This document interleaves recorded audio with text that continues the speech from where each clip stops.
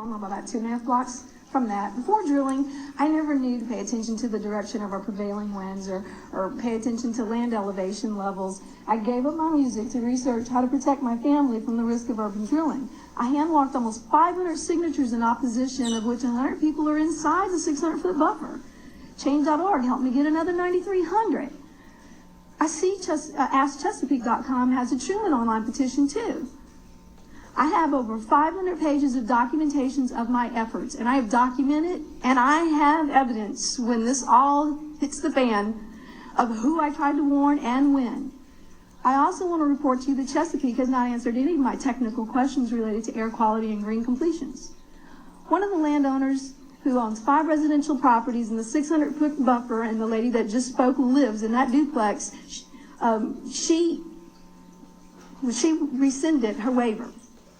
Another man that was bought off, he helped get 200 petition signatures in the neighborhood. He was offered $12,000 back in December.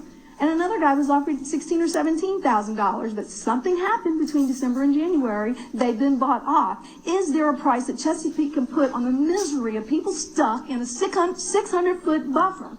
Fort Worth has moved their schools to a 1,200-foot buffer. There must be a good, strong, solid thought process of getting people out of the 600-foot buffer, or you would not have had that in your ordinance.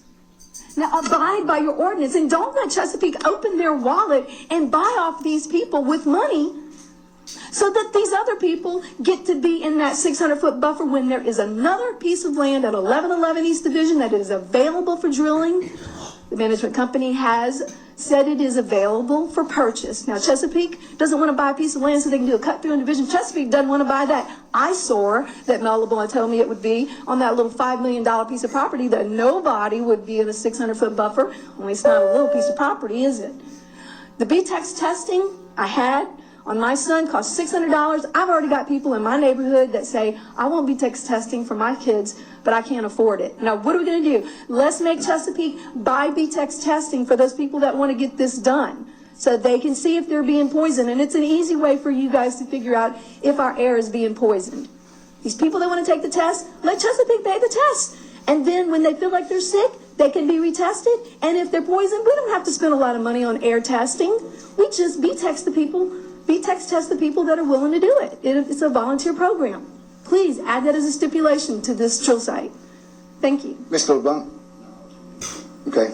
Okay, next. Ken Feel? No. Ken. Ken. Oh, I'm sorry.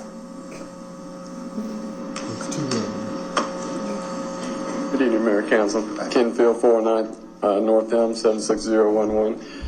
We also own 408 and 414, and my mother lives at 406.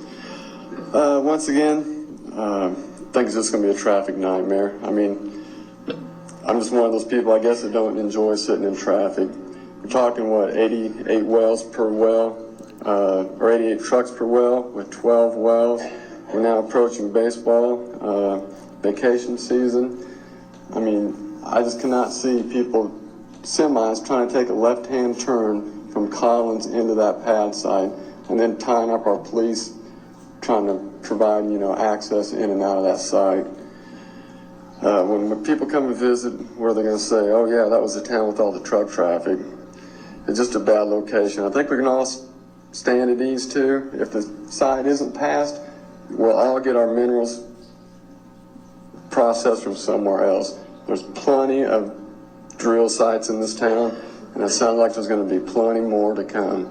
So I don't think we have to worry about that too much. We'll all get our minerals taken care of either now or later. So it's just a bad location. I appreciate your time. Thank you. Mr. LeBlanc? Just a question for you. You said you own 406, 408? No, my mom lives at 406. Okay. I live at 409. Okay. So did you accept payment for your mineral rights, and did you accept the money from Chesapeake, deposited the check in your account, and kept the money for mineral rights on your property?